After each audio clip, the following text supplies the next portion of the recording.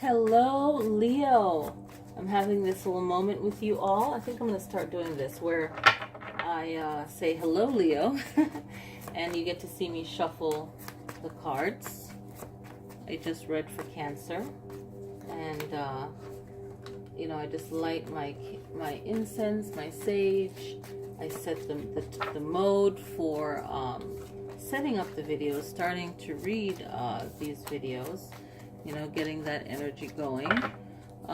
Okay, so this is for November. I got my black tourmaline, some clear quartz crystal, a raw cut rose quartz, and my English ivy right there.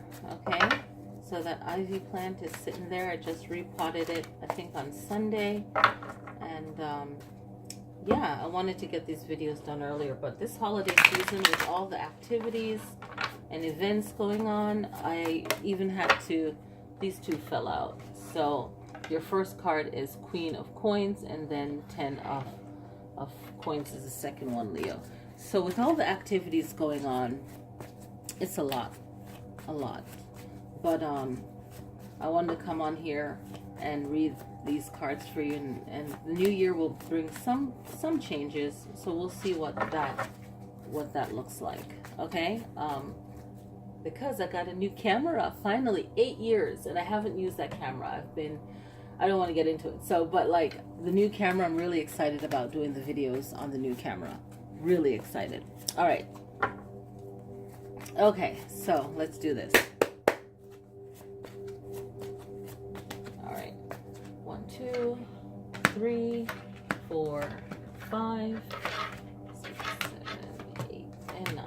Okay. So the Queen of Coins, Pentacles, right, is reminding you to not pay attention to any kind of distractions. You're good at this anyway. Any distractions that come up, she's looking the other way. So not sometimes, I think Leos are masters at this, and it depends on the type of Leo you are. If you have more of a water sign, you might be more water in your chart. You might be a little bit too compassionate than you need to be. But learn to ignore people and not have them waste your time. Big lesson, big life lesson. It's like knowing when to just ignore negativity. The 10 of Coins is about slowing down, maybe just being at home and appreciating that home kind of energy. And maybe for the next 2 months, you won't be so busy. You'll try to cut things back,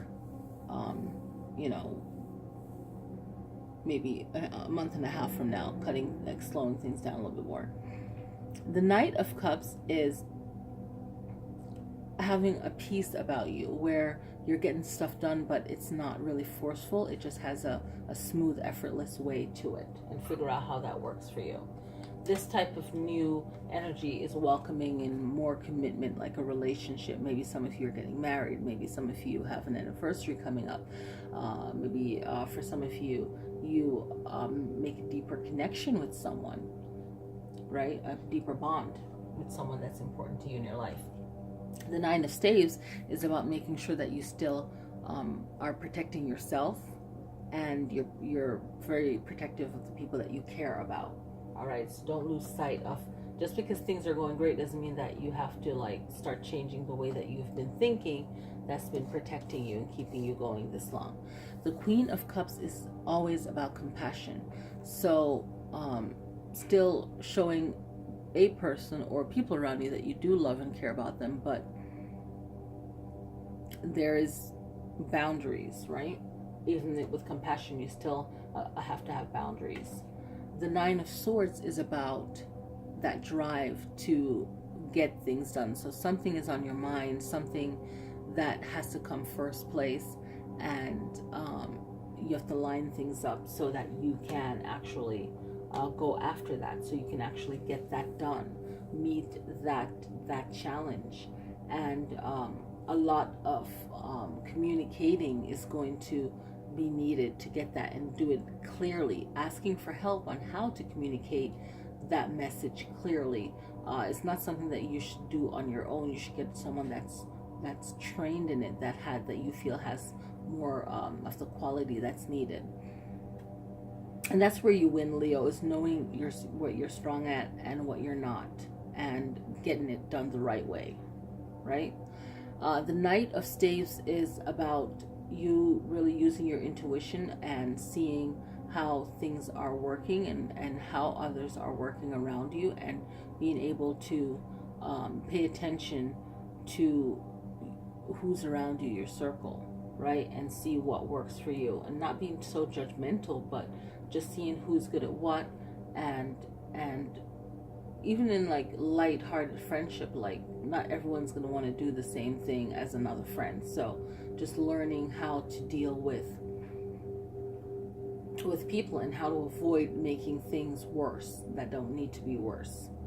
The Eight of Swords is reminding you that when things don't go wrong, or things go wrong, or things don't go right, is what I was trying to say. When things don't go right, you know, everyone naturally points fingers, but that's kind of like a low energy way of dealing with things. Like, you can point fingers, yes. You can see, okay, this went wrong, but not pointing a finger just to point a finger and point blame and just be like, okay, wash my hands of this, I have no responsibility. No, it's more of, okay, this is where it went wrong, and just find the solution, right? And realize that anything that is negative or is stressful, realize your part in creating it, right? So where it's not focusing on blah blah blah, what's the word, not focusing so much on chatter that is just more destructive, and you're not getting anywhere. See things and see it for what it is, and then move forward, right? You don't have to be catty or nasty, or you know, it's just the solution, and let's keep it rolling, right? So Leo, I hope that this helps. You enjoyed this general reading. Happy November, and I'll see you guys next time.